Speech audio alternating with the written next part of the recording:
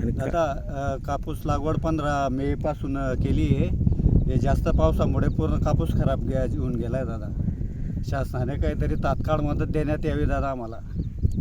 यात 1 एकर शेती आहे, 40,000 रुपये खर्च लागून गेला आहे दादा.